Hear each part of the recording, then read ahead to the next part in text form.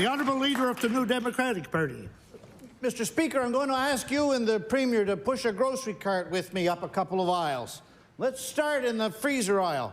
Frozen peas, $2.99 at the start of the pandemic, $4.19 today. Concentrated juice jumps 69 cents to $1.49. Frozen pizza, $3.99 to $6.99.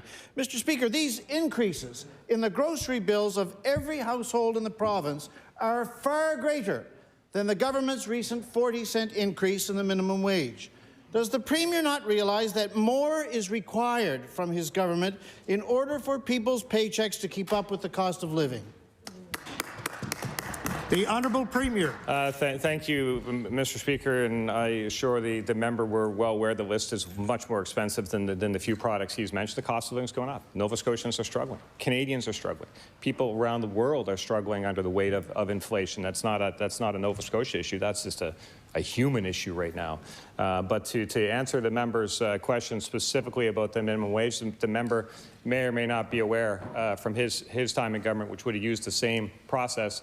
There's an independent committee that goes through a lot of process to determine the changes to the minimum wage. And when my philosophy in general, Mr. Speaker, is when the province of Nova Scotia asks people on a volunteer basis to do some work on behalf of the province, they should respect what those people come back with findings. And we respect the work of that committee, and we will be implementing their findings.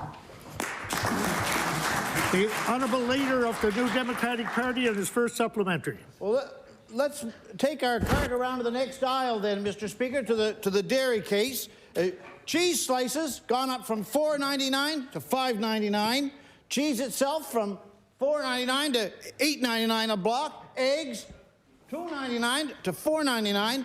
Let's compare this increase this year with the increase this year in income assistance rates, which is zero, a fact which is unaltered by today's DCS announcement. So in this moment of intense cost of living pressure, will the Premier agree to follow the example that's been set by New Brunswick and index assistance rates to the cost of living?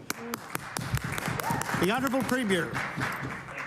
Thank you, Mr. Speaker, and I thank the member for raising this very serious issue. We're looking at a number of things. We've taken a number of actions. I think any objective viewer of the response of our government to a number of issues would say, moving pretty quick. Moving pretty quick. We've accomplished an incredible amount as a government in a very short order, and we've been And of course, events of the world continue to impact the lives of Nova Scotians as they go to pay for a number of things. And we're very conscious of that, Mr. Speaker. And we will continue the theme we've already established, the credibility we've already established with Nova Scotians, that where possible, we will act and we will not leave a single stone unturned when it comes to supporting Nova Scotians. We'll continue to do just that. Thank you, Mr. Speaker.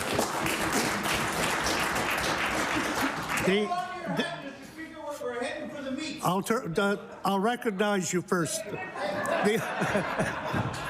The Honourable Leader of the New Democratic Party. Thank you. And the first thing we're going to see when we get there, Mr. Speaker, is hot dogs gone from $4.99 to $8.99 for a 900-gram package. Chicken breasts, $6.49 a kilogram in 2020. We picked them up, and that's $13.21 today. Bacon.